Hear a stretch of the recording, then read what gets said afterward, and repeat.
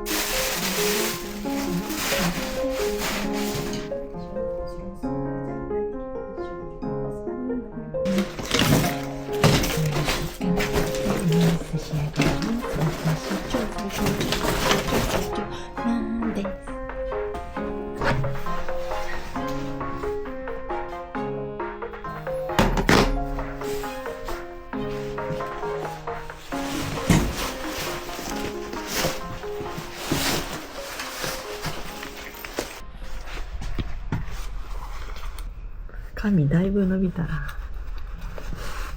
行ってきます。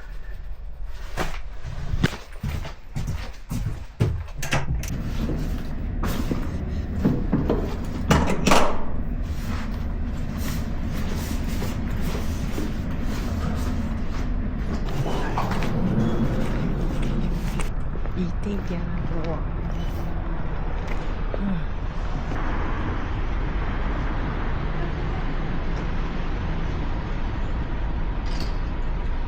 で、今9時前なんですけど、9時10分ぐらいの電車に乗りたいからちょっと急ぎます。香川県の高松にいます。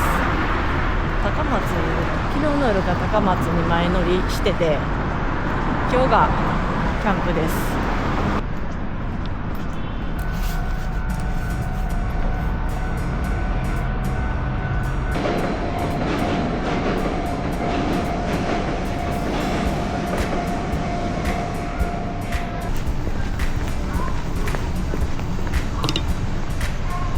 東電河原町駅。香川は左立ちかな。これ行こうかで行けるんかな。行けた。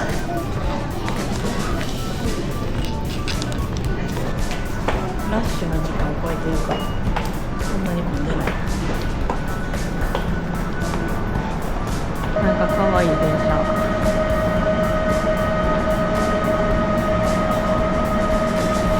これか、9時8分高松実行行き。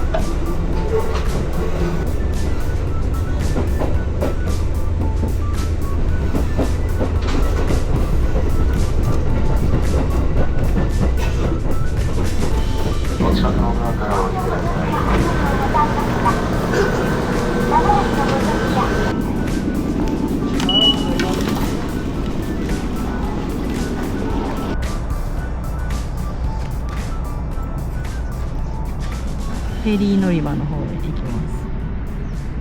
今11度ぐらいで最高15度ぐらいなんですけど、結構あったかい。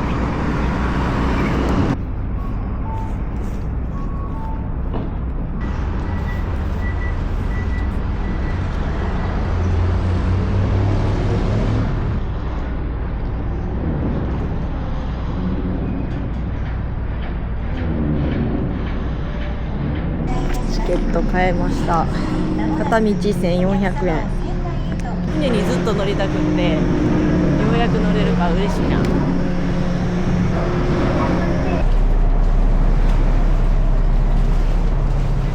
かいろいろ種類があってよくわからんねん。本当はこれに乗りたかったんかもわからん。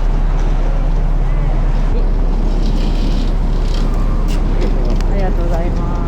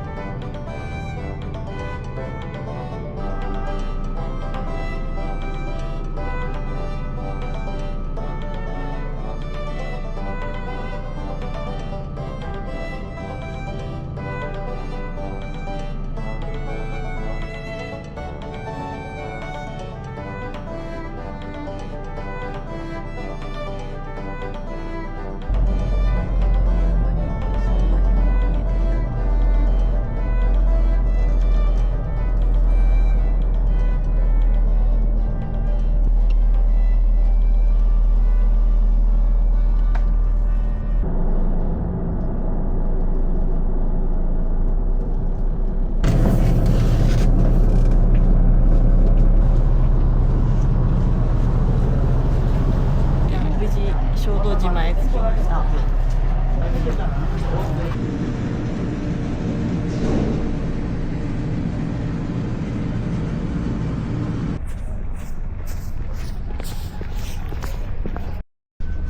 さすが小豆島、オリーブの木がいっぱい生えてます。オリーブの匂いするんだ。見た刺さった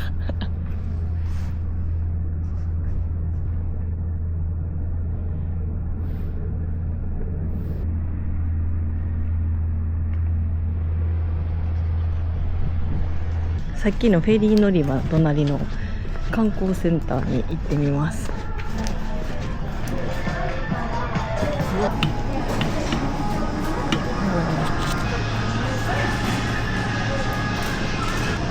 オリーブですね。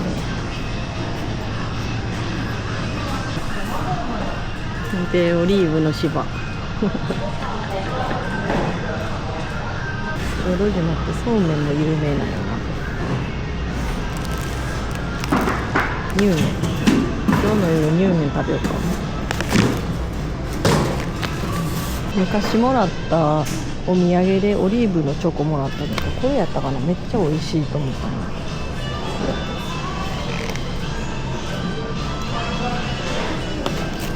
ありがとうございます。ありがとうございました。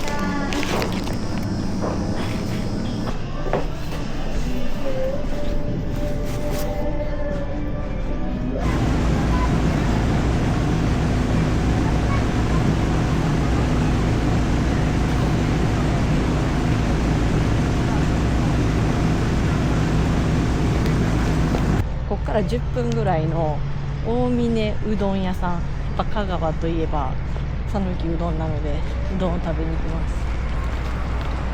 11時からオープンやからもう開いたか。てかめっちゃ日焼けしそう今日。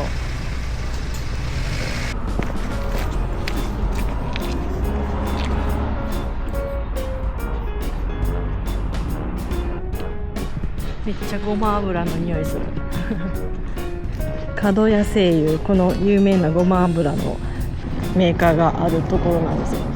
めっちゃごま油の匂いしてるわ。一家に1本はあるであろうごま油。街中にもオリーブの木があって実がなってる。ほら、オリーブの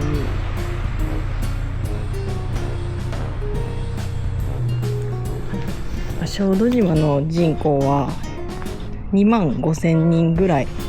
瀬戸内海では淡路島に次いで2番目に大きな島だそうです。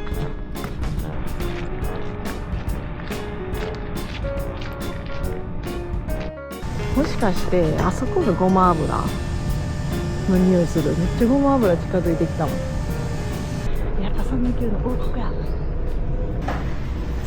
大峰のうどん屋さん。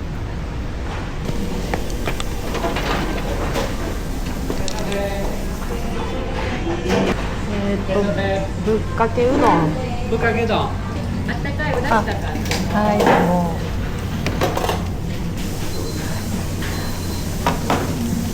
あったかいぶっかけうどんとちくわ。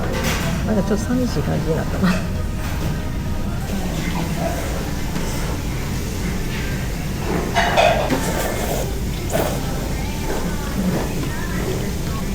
いしい。寿司や。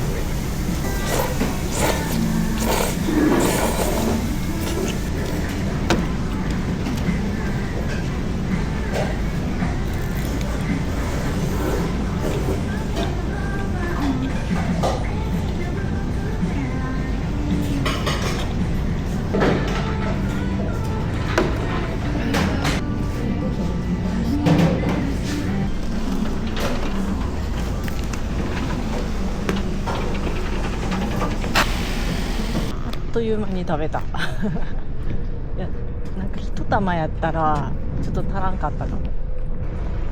いや、美味しかったな。讃岐うどんって感じでコシがしっかりあって、おにぎり追加すればよかった。じゃあ次のところ行こっかな。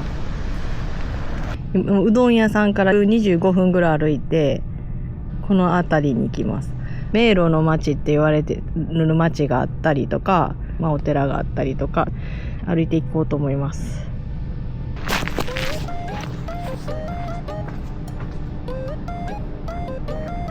あの紅葉めっちゃ綺麗。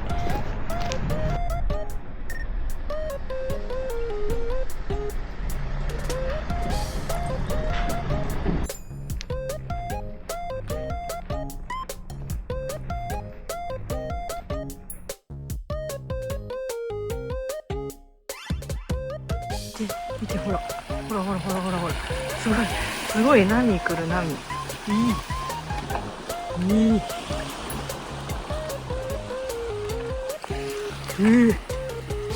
うわー、こんなん初めて見た。これ満潮の時とか大丈夫？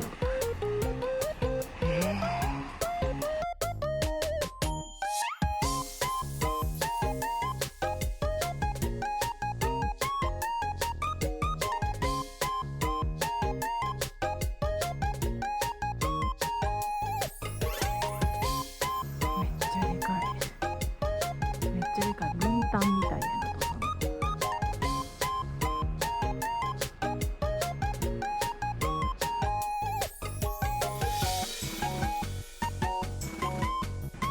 あれ何？あんな赤いにできてんの初めて見てみる。この木はたまに見かけるけど、こんななってんの初めて見た。ちょっと集合体が嫌いな人は嫌かも。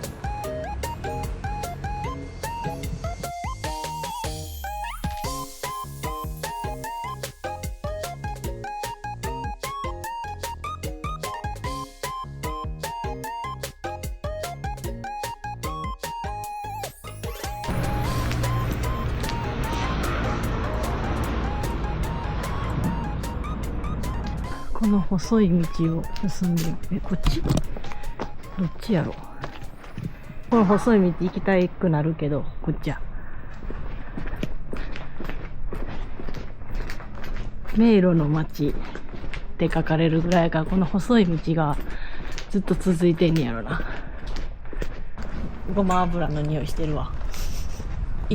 なんかもうこんだけ毎日ごま油に匂っとったら、もう晩ご飯にごま油食べられへんやろな。もう食べてるもんだって、これ匂いで。ごま油。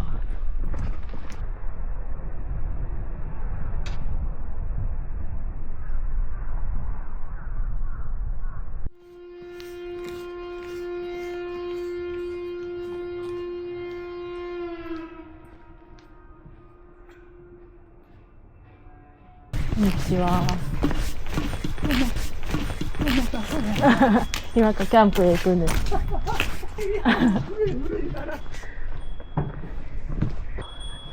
あそこに干し柿がしてあって。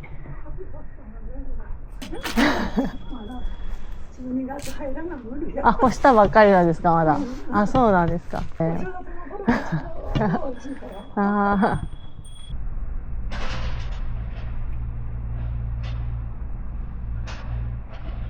よかったわ。何あれ。何あれ。あそこの窓なんなんあれ。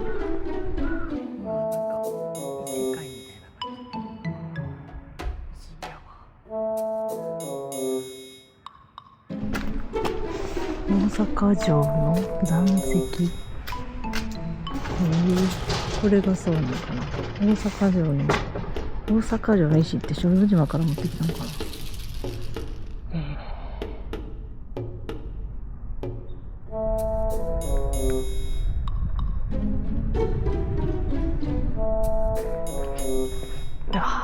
これいいな。こういう路地、確かに迷路や。一回入ったら迷いそう。こっちもあんで。うわ。どこに行こうかと思った。お寺に行きたいなと思って。信号があります。はい。で、その信号を越えた場所ね。あ、右に曲がったら場所。あ、わかりました。右に曲がる。はい、ありがとうございます。めっちゃ親切に教えてくれた。この建物めっちゃ気になるんやけど。うわぁ、古い。気になる。これをずっと下ってって右に千光寺があるみたい。千光寺まで行ってみよう。平日の小豆島はめっちゃ穴場やわ。誰もいなくてめっちゃ観光しやすい。あった千光寺。ここにイチョウの木を見に来たんですけど、まだちょっと青いかな。はい。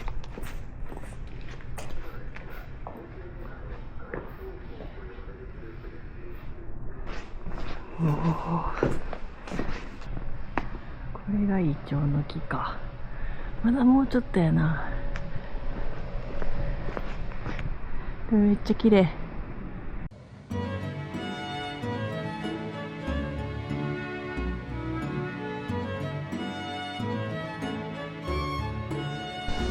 せっかくやから上がってみようか。うわ、そんなに遠くはないかな。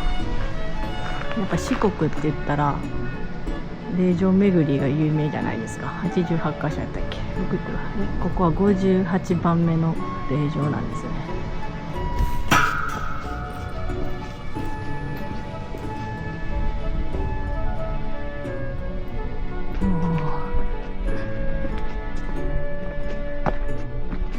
うわめっちゃ歩いてるわ。1時間ぐらい歩いてんのか。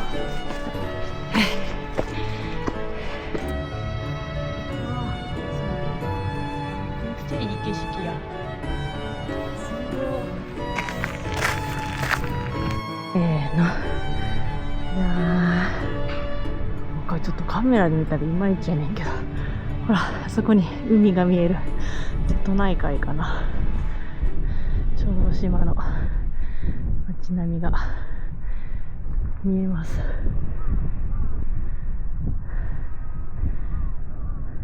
春みたいや。めっちゃ気持ちいい。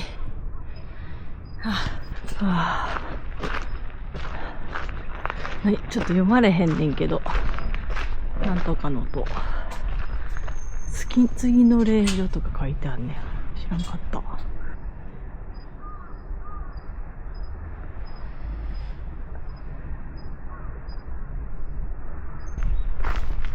こんにちは。ちょっと港の方まで戻っていきます。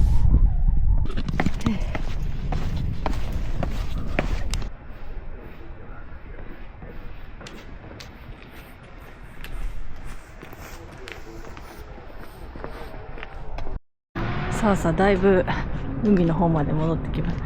この迷路の町っていう看板を抜けると、そこが世界一狭い海峡って言われてるところですね。世界一狭いドフチ海峡、ギネスブック認定。ここですね。で、入ったところ、ここ世界一狭い海峡って言われてるそうです。世界一やのに誰もいない。じゃーん。これが世界一狭い海峡です。狭い。それは狭すぎる。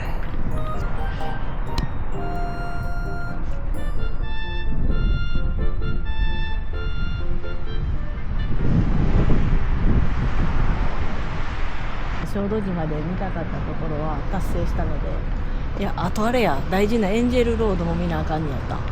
1日2回見れるらしくって、どこかでエンジェルロード見たいなと思います。今から丸吉スーパーに行ってキャンプの食材の買い物をしたいと思います。見えた。まずオリーブタウン。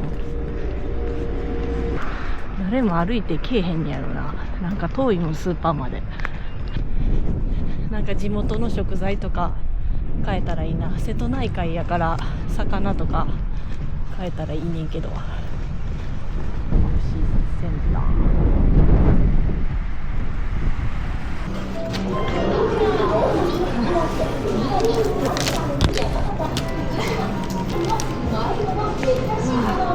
めっちゃ広いスーパーやな。いろいろ買えそう。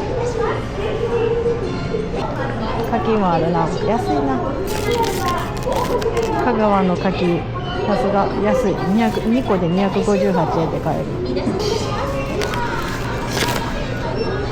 いや、芋買おうかな。徳島の隣やしな。徳島3割3割引きです。香川県産のブリやって、養殖。香川県産のタイやって、高知県産のビンチョウマグロや。さすが四国やな。悩むな。めっちゃ悩むわ。どうしようかな。そしてやっぱりごま油の数がめちゃくちゃ多い。ごま油。これオリーブ、香川県産のオリーブ牛やって。魚より肉食べたいな。肉しようかな。これ香川県のお酒らしい。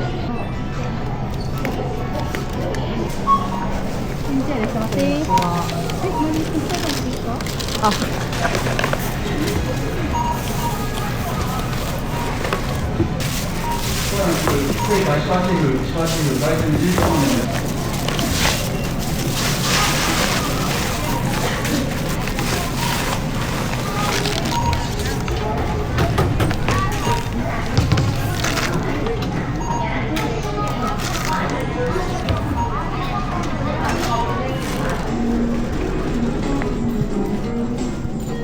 まだ今からキャンプ場まで30分ぐらい歩くので、ちょっと荷物は全部バックパックの中に片付けました。全部ここに入ってます。今1時半なんですけど、2時半ぐらいには着いてテント立ててしまいたい。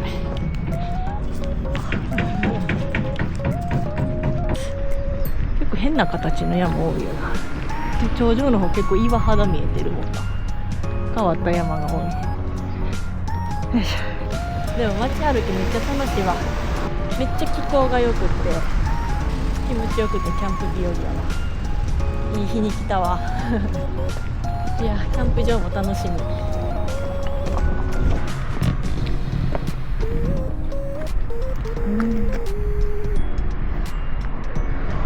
芋食べようかな。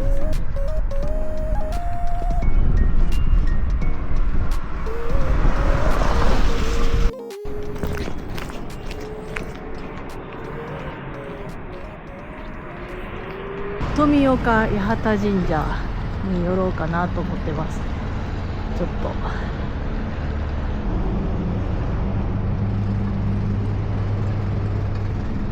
これを抜けていったらキャンプ場の方へ行けるんですけど、うまくキャンプ場へ抜けれるかは結構心配ここが中学校のグラウンドで、こっちが神社なんですよ。なんかすごいな、ここ石造りが立派すぎる。なんやろ、ちょっと見てみよう。日本遺産富岡八幡神社の三式北西側の傾斜地を利用して石垣で区画が作られている、江戸時代初期後期から次第に増加したものと思われるやって。この石垣ほんまにすごいわ、迫力が。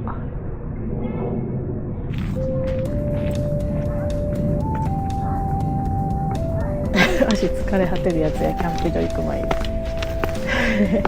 そう、なんかキャンプ場行く前にこういう階段とか山登ってるような気がする。江戸時代に作られた石垣を今登ってるんですよ。すごいな、感慨深いでこの重い荷物を背負って。こんにちは。こんにちは。こんにちは。偉いな、毎日この階段登って練習してんねや。偉いわ。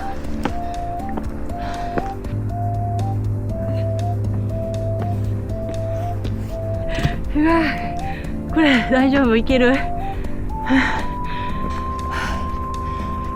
重い荷物。でも今日多分重さは15キロぐらいなのよな。こんなんで出来上がっとったらどこも行かれへんわ。頑張れ。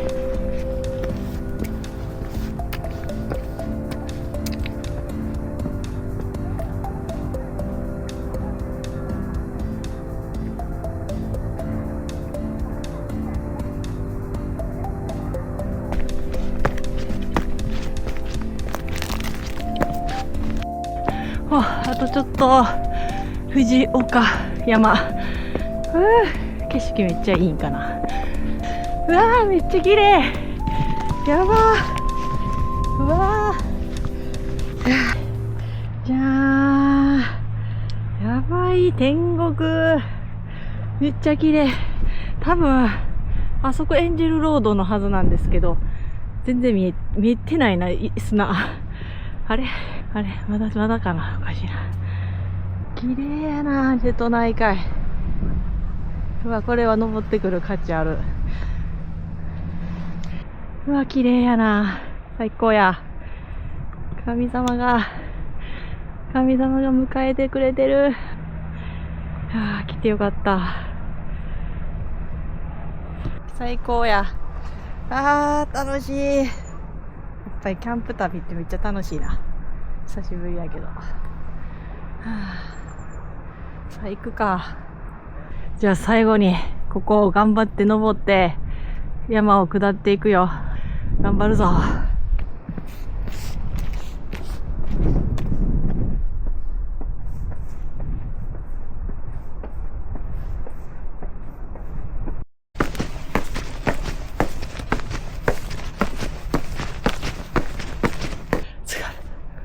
うわ、やば、めっちゃ綺麗やな。うわ、最高やな。わ、トンビ。危険。これ食べ物ちゃうから。いやー、来る価値ありやな、ここは。素晴らしい。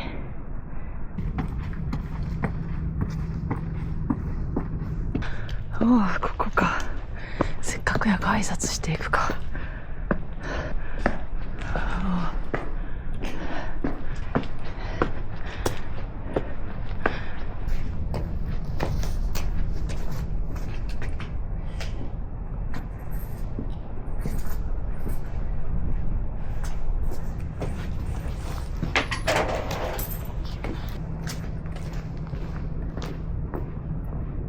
神社から海が見える景色は初めてかもしれん。めっちゃ綺麗。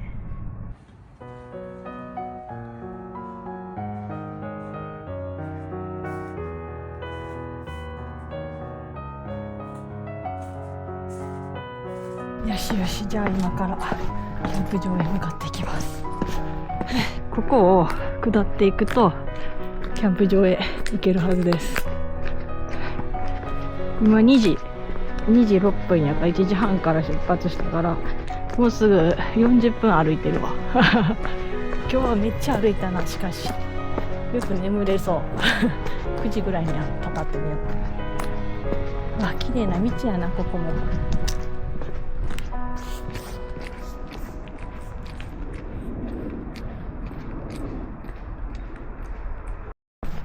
そっから瀬戸内海が見える。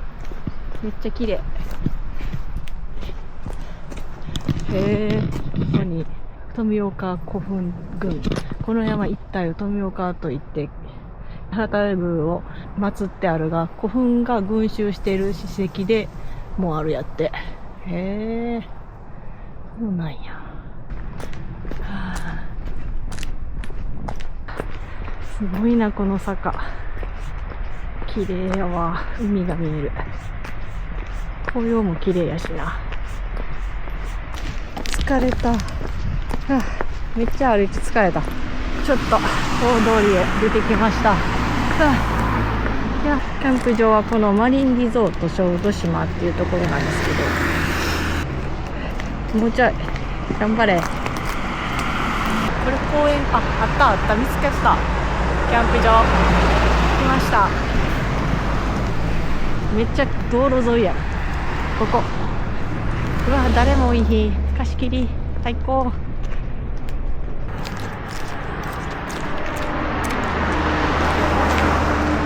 わ、めっちゃ海が目の前。うわ、着いた。ここキャンプ場はもう昨日予約して無人チェックインでもうキャンプできます。結構高いんですけど7150円するからフリーサイトで。こんな目の前が海っていう景観でキャンプができるってなかなかなくないですか？琵琶湖じゃないねんで、海やねんで。すごいなこれ。ここまでね、海の目の前でキャンプしたことはあったっけかな。こんな目の前はないかも、さすがに。トンビとカラスに気をつけながら。カラスおるけど、さっきもトンビ2匹飛んでたから気をつけながら。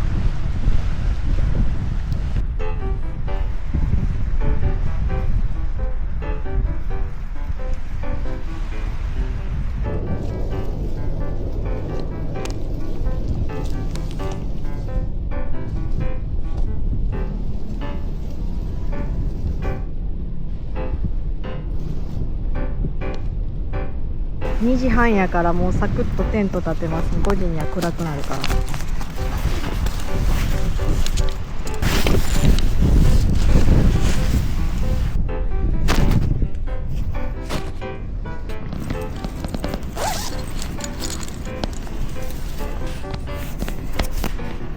顔が焼けたかも。日焼け。よいしょ。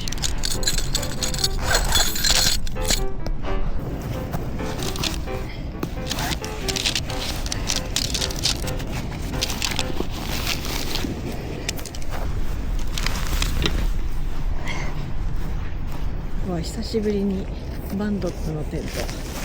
最近はもう使ってない。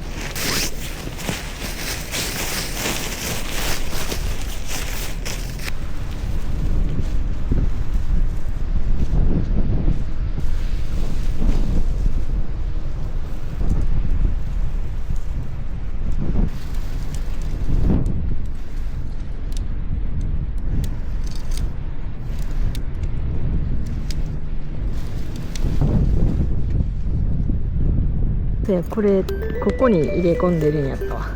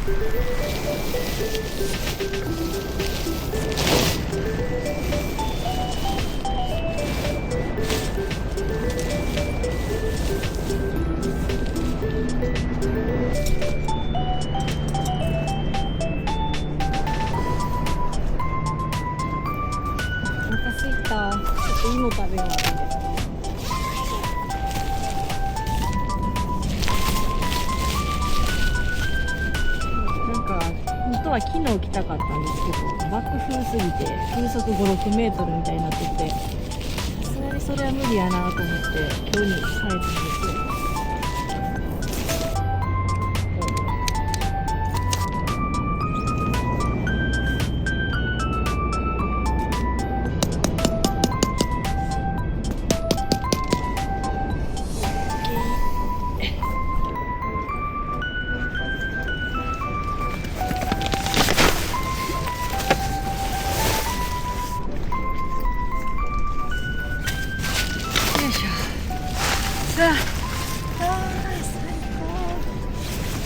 無事設営できた。お腹すいた。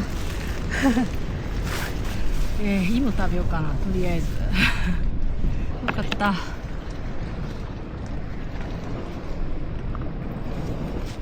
腹すいた。寒い。いいも。あるぞの。なんかなかったかな。いいも。3割引きやったな。なんでやろ、昨日の芋かな。細い芋やな。いただきます。うまい。このしんたくんの芋めっちゃ美味しい。ねっちょりしてないけど甘い。すごい甘くて美味しい。うまい。ここってあんまり船通らんねんな。めっちゃ遠くに船おるけど、船取りたかったのに望遠がめっちゃ効くデジカメ持ってくの忘れちゃったんですよ。全部食べてしまいそう。食べちゃうか。お腹空いたし。いいもん。この iPhone の望遠で船撮影できるかな。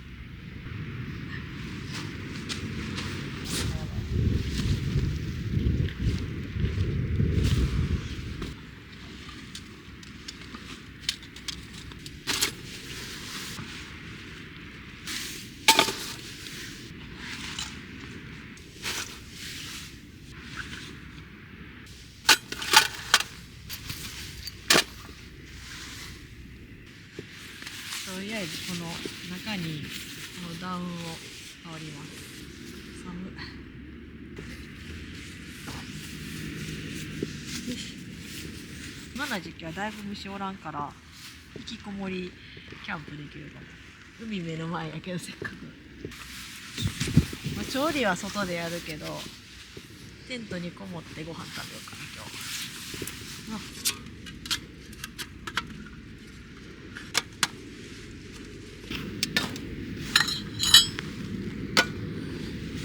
でこれ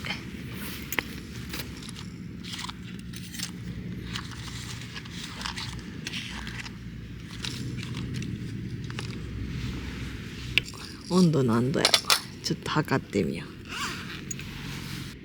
今日はそういえばカンソロ誰もいません。でもゲートを閉めてもいいっていう風に言ってもらえたので、ゲート閉めたからもう誰も入ってこれない状態なんですよね。ここにはカフェを控えましょうと、こういった飲み方をどんどん提案していこうと思っております。16度ぐらいかな。天気予報通り日が落ちたら下がってくるかな。9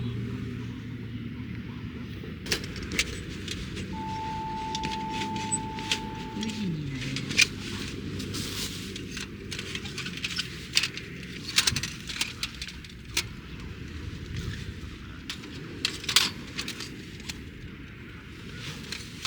た。ここに置く。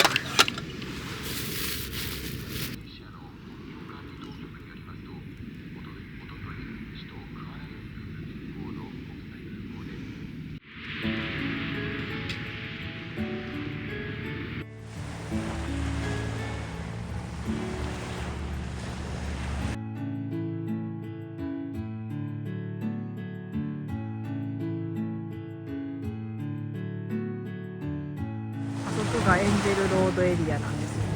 もう出てんのかな今。そう、光がうわーって差してるあそこ。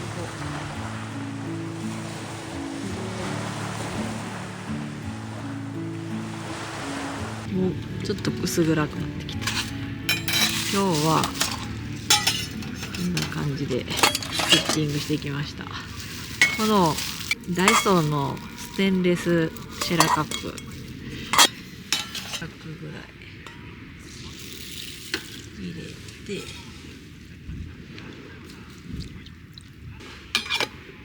でしばしば小豆島に着いてから買ったこの乳麺、お湯を注ぐだけでいけるっていうめっちゃいい。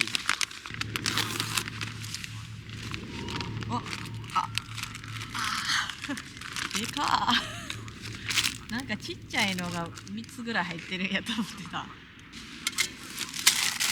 入るか。米炊くし半分にしよっか。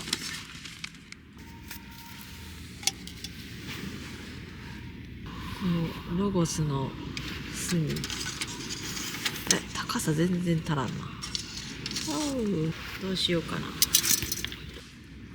の丸い網持ってきてるから、これをなんとか手高さ作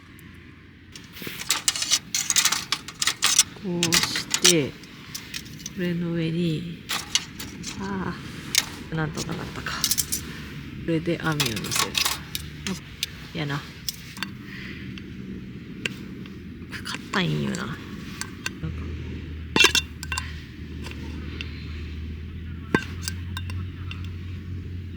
開いた。やっと開いた。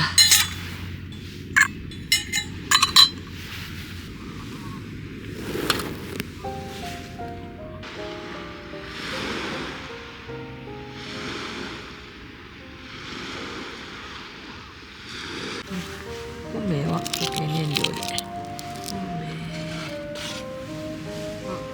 れヒーターアタッチメント持ってきたから、これの上で米をつける。お腹すいた。米半分やからな。見ながらやらなかったらちょっと失敗する。網がちょっと長つかむ。早いと思うから、これでしばし炊くと。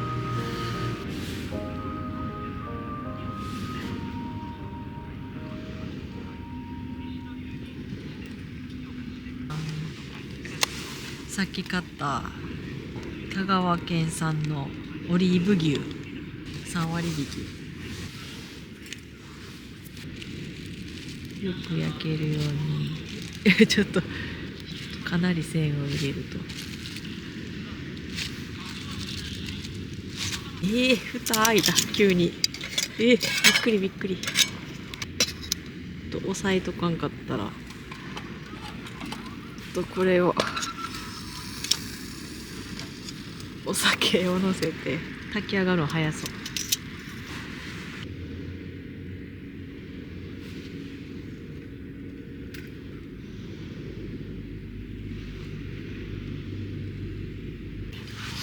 なんかご飯うまくできるか心配になってきた。大丈夫かな。なんか嫌な予感がする。焦げた匂いする。ちょっと待って、たける早すぎる。焦げてるって。そこ焦げてるって。これ完全に着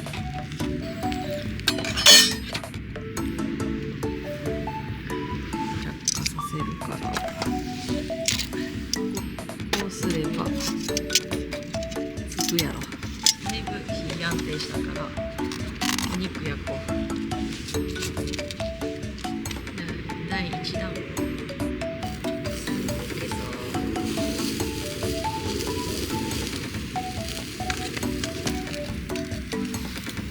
焦げるかな。めっちゃしつこい肉がよっ。わ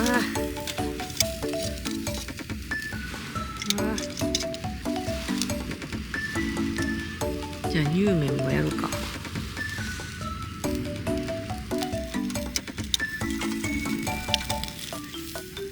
もうちょっと焼きたいなこれは。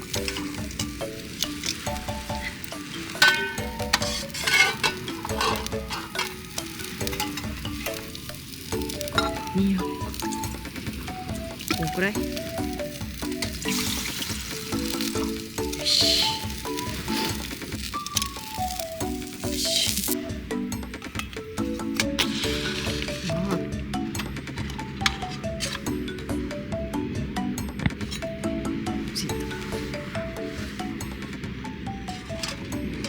で200沸かすときれい。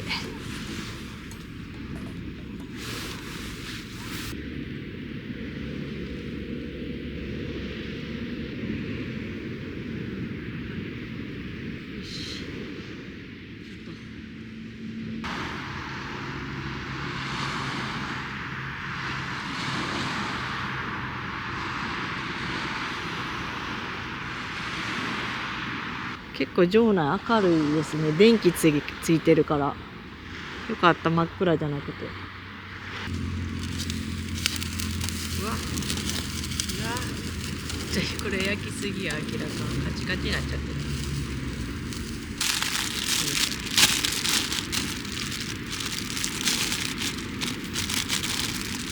うわ半分むずっ。うわめっちゃ沸いてるやん。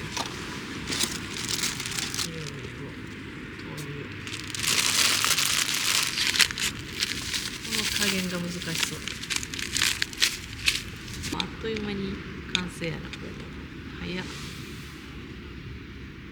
香川産のネギを、細ネギをここに切って切ります。地べたみたいな状態で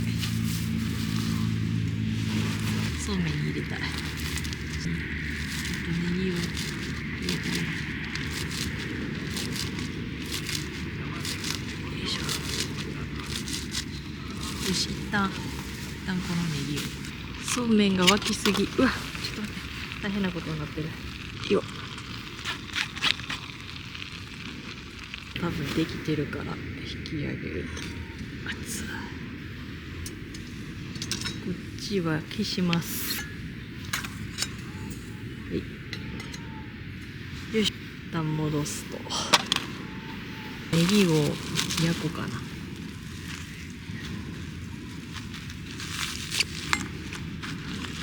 これをやっぱちゃんとこれに乗せて焼くと。バーベキューシート雑草みたいななんかもう良さそう。あげよう。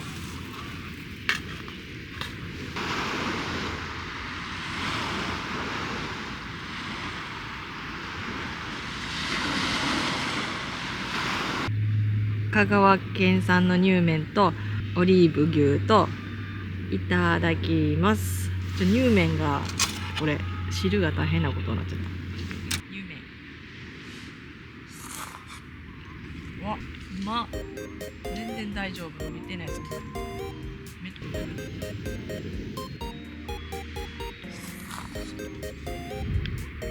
ちゃ美味しい。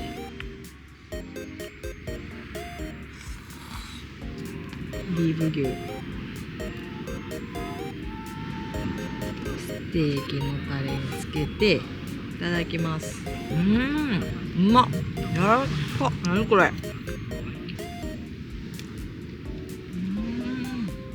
リーブ牛柔らかい。めっちゃ美味しい。うまい。米はめっちゃ焦げてますけど、焦げ程度、めっちゃ焦げついて食べられへんって感じではない。い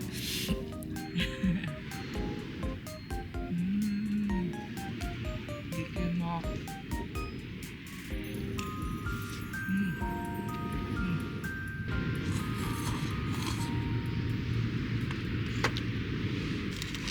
第2弾。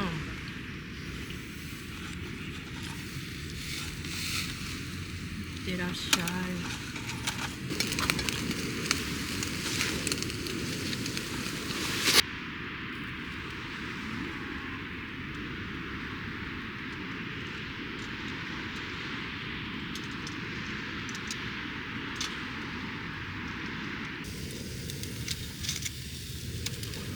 うわ、牛タンみたいになってるうわ、美味しそう。もうちょっとだけ焼くか。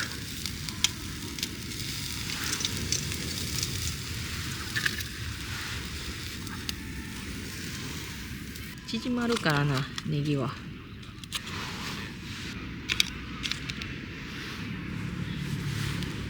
し、これで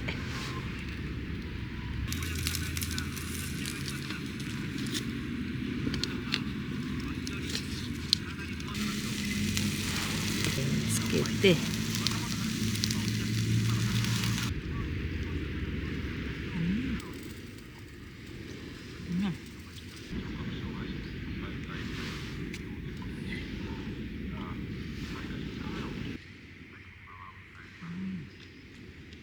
今年も残り1ヶ月ちょっと、めっちゃ早い。もうこの香川の小豆島の動画出した次はもう多分クリスマスキャンプの動画かも。次は久しぶりに家族でキャンプに行くんですけど、約1年ぶりかな多分。12月ってたまに大寒波とか言ってめっちゃ寒くなる時あるじゃないですか。約1年ぶりの家族キャンプがまさかの大寒波とかにならなかったらいいんですけど。ごちそうさまでした。牡蠣あるし、甘酒もある、どら焼きもある。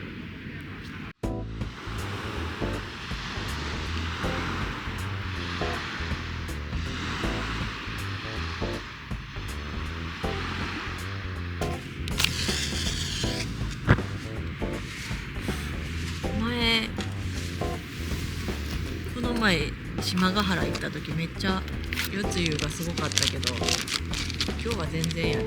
全然濡れてない。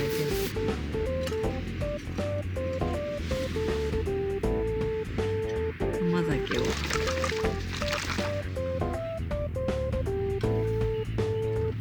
なんか不安定。気をつけなあかんやつ。これをこっちに乗せた方が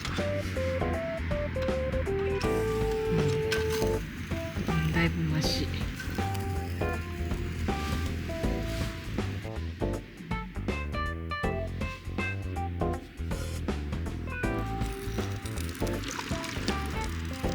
うちょいか。もうちょい。よし、もういいやろ。熱っ。もうこれ以上やったら熱くて飲まれへんから引き上げよう。これそういえば飲んでないよね。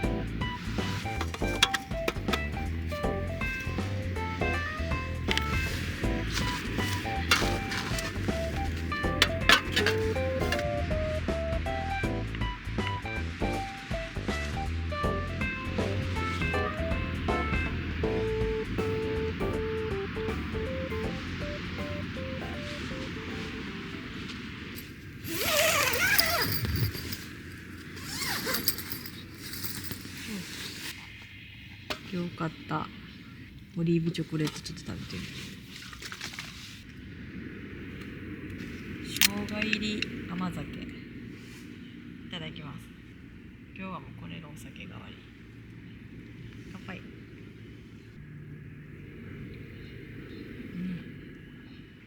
甘酒に生姜が入ったって感じやな、ほんまに。美味しい。あったまる。録画されてなかったわ。もう開けちゃった。こんな感じです。オリーブのチョコレート。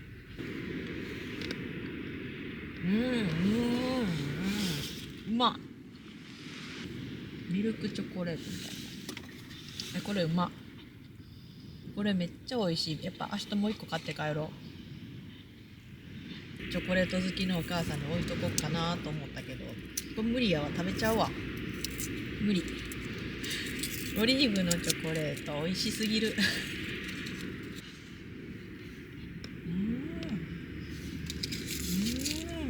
チョコレート好きのお母さんには行き渡らへん。食べちゃう、全部自分で。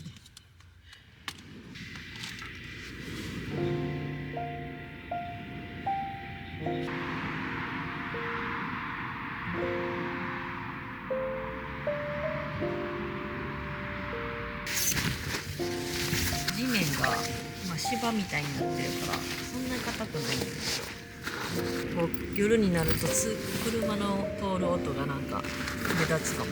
あんま気になってなかったけど、モンベルを持ってきました。夜10度ぐらいまでしか下がらんっぽいし、ネイチャーハイクのダウンパンツを履いてからなんとかなるかな。でもなんか昨日寝るの遅かったから急に眠たくなってきた。なんかよく寝れそう。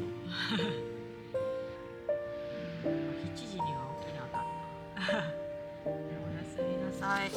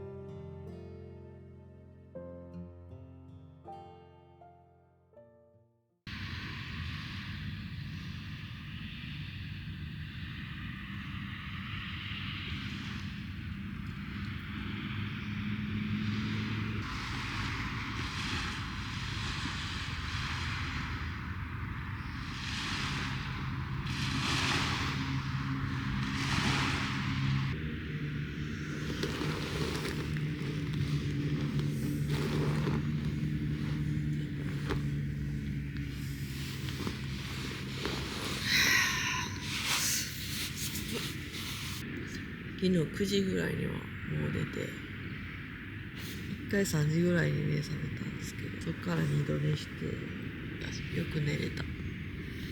気温はなんか10度ぐらいからあんま変わってなくって、モンベルで行けました。ネ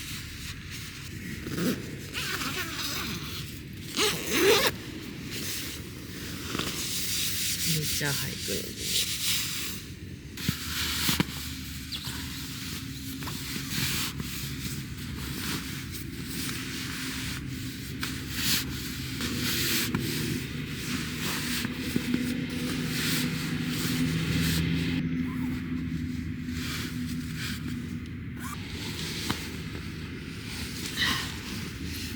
パンツってやっぱりあったかいな。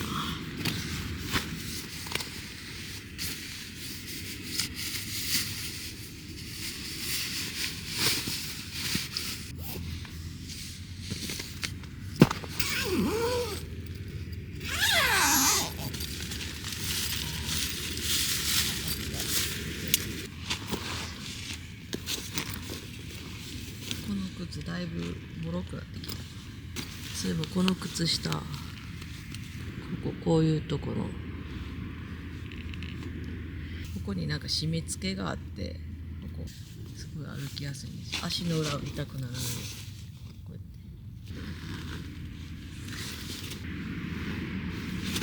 よし。気温はやっぱ10度ぐらい。ずっとこの気温か変わらずやね。よかった。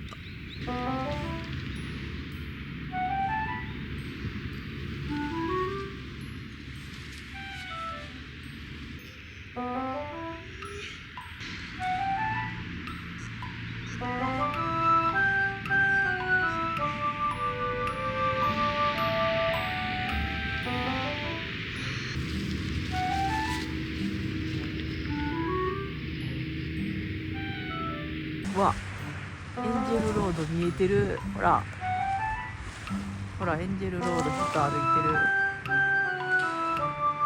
ー、見れた。あそこ見てたね。見えた見えた。そんですな。見なかも。歩けなかったけど見れてよかった。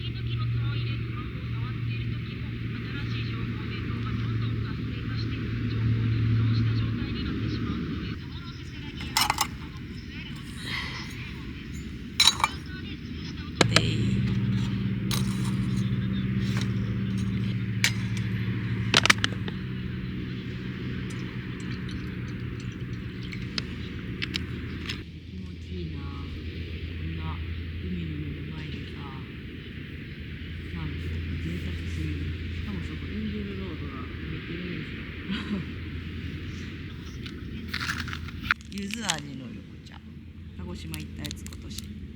まあなんか胡椒みたいなゆ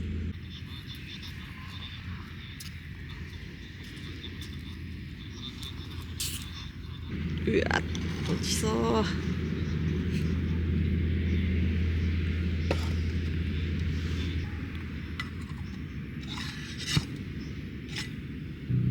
香川県産のと香川で作られてるどら焼きと香川の牡蠣、めっちゃ豪華版いただきます。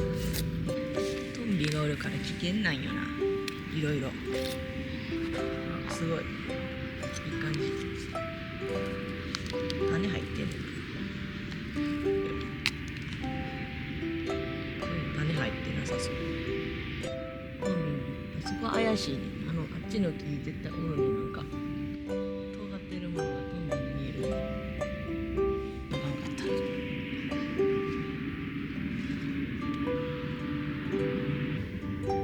危険やからな。屋根が必要や。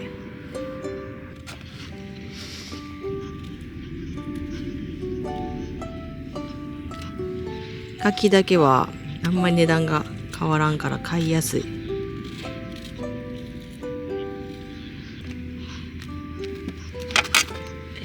四国のニュースが流れてるな。愛媛県とか。いただきます。果物から。甘く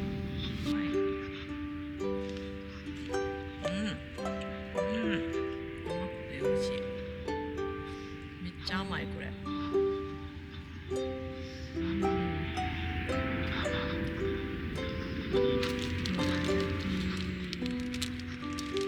さあ、中身はどうなってるかな。普通のどら焼きです。普通のどら焼きでした。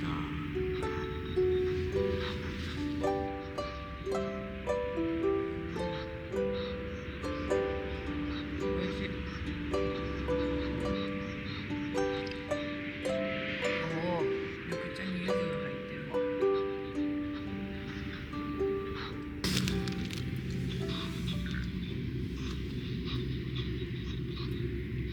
紅葉の名所があって、小豆島に今ちょうど見頃らしくて、ただちょっと行きづらくって、こっからバス乗って、でさらに乗り換えて、でそこからロープウェイに乗ってやっと行けるって感じ。と行きづらい。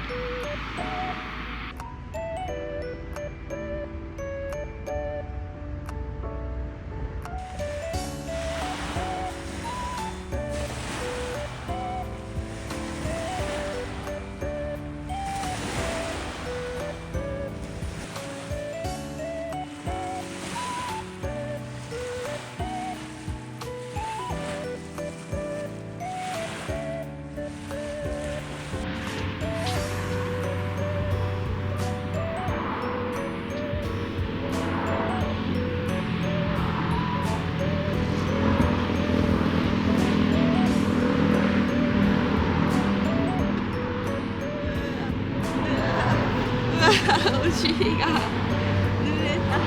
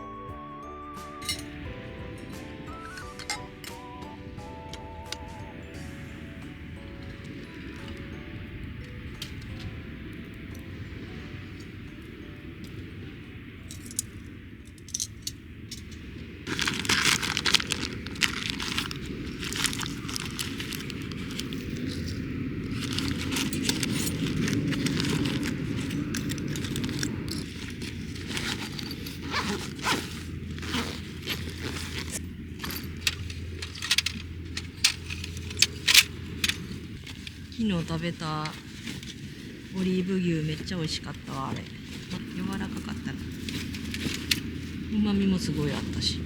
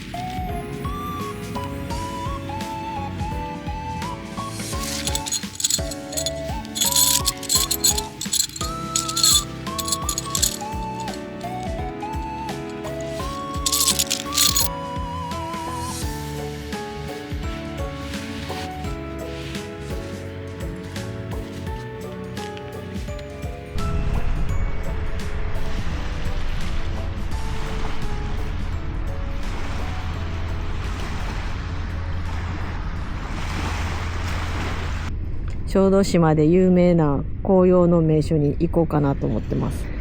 こんな感じでめっちゃ見頃やったらこれぐらい綺麗な紅葉が見えるということなんで、雄大な渓谷美を楽しめるそうです。めっちゃ楽しみ。こう行ったらきっと感動するやろな。なので行ってみます。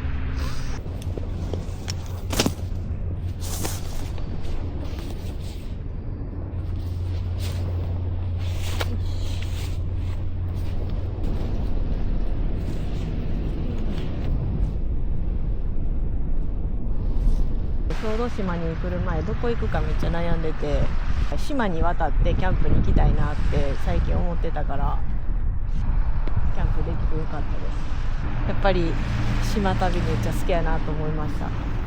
で小豆島って、関西からやったら行く人結構多いと思うんですけど、行ったことがなかったのでキャンプで来れてほんまに良かったなと思います。なんか多分旅行で普通に来てたらレンタカーとか借りてさーって行っちゃうんですけど、やっぱりこの徒歩キャンプ旅やからこそこう歩いて地道に前に進んでいく感じ、ちょっと大変な思いをするからこそ徒歩キャンプって楽しいなと思います。ということで今からバスに乗って寒霞渓紅葉の名所へ行ってみます。じゃあ行こっか。楽しかった。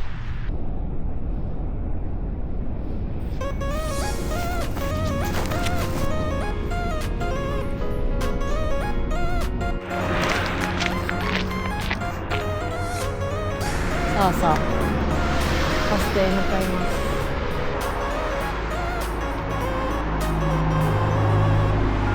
スタゴーラっていうところのあそこがもうすぐキャンプ場なんですよ。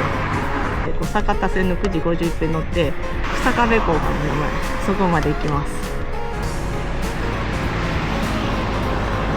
お腹すいたな朝食べたのにキャンプって不思議なんだ。これ何で支払うんやろ。行こうかとか行けるか。現金または IC カードで支払うことができるみたいで、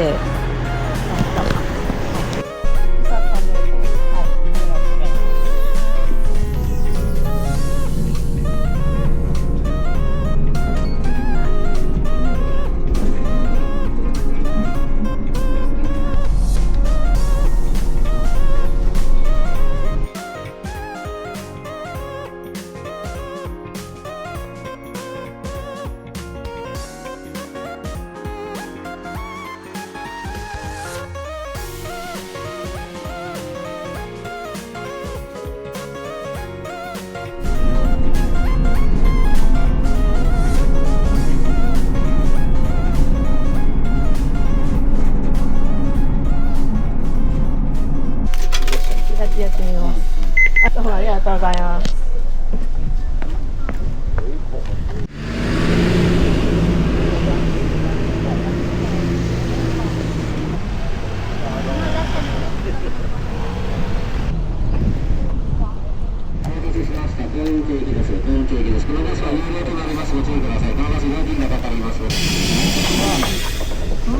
このバスは寒霞渓急行線幸運亭駅の通学便です。寒霞渓急行線幸運亭左へ曲がります。ご注意ください。バス左へ曲がります。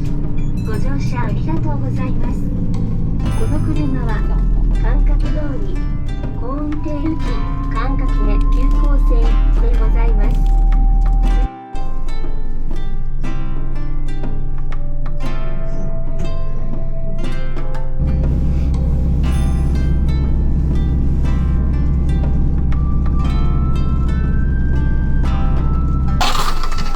ありがとうございます。大変や。すでに紅葉がめっちゃ綺麗。うわ、写真通りやな。や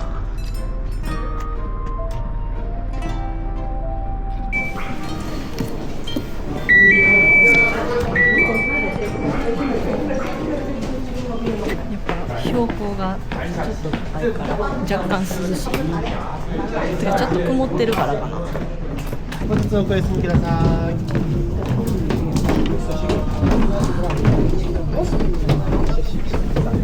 これ本日は感化系ロープウェイをご利用いただきまして誠にありがとうございます。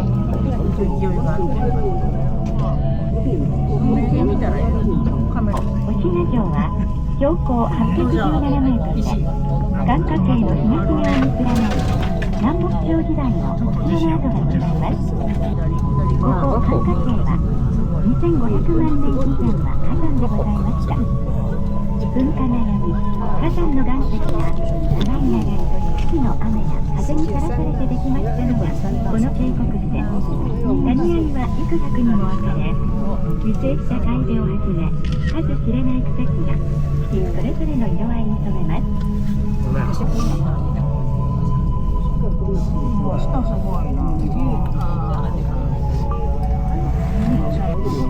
岩場の水はないか。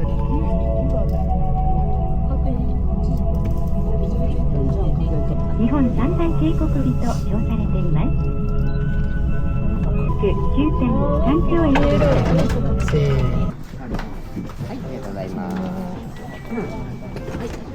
わあ、ロープウェイすごい綺麗やった。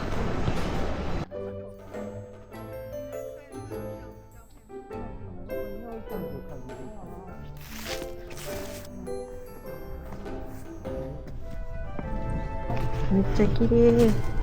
結構ちょっと曇っててはっきりは見えんけど、小豆島の街が見えます。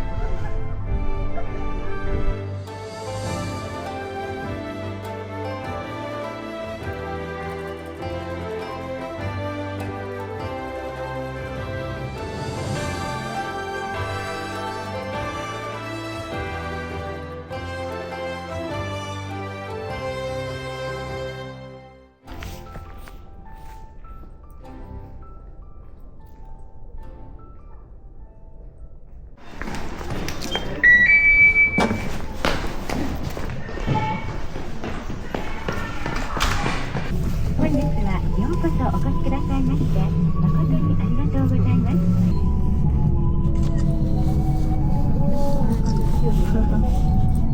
ありがとうございます。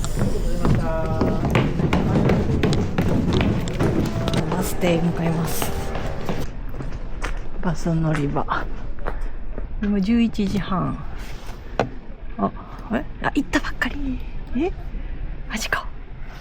うわ、1時までないんじゃん。下に降りますか。今から出ます。これ乗っていいやつですか。ありがとうございます。この下の港まで。よ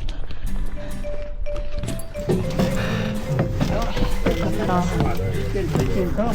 た。ありがとうございます。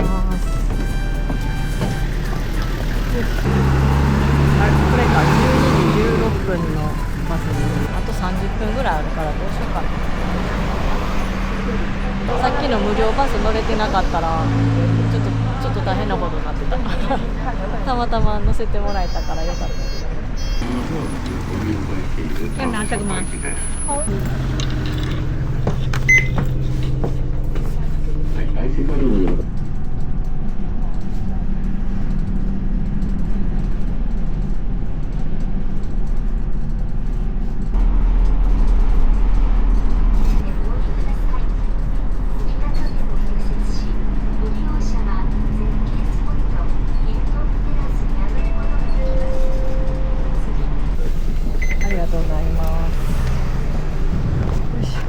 池田港に着いたから、どこ行くの？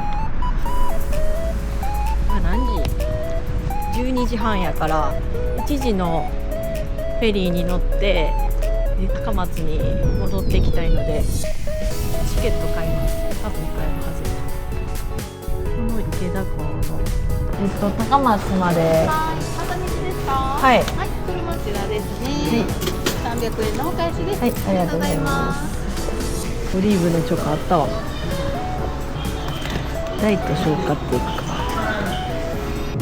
このパンダのフェリーで高松に帰っていきます。多分キャンプ場から見えてた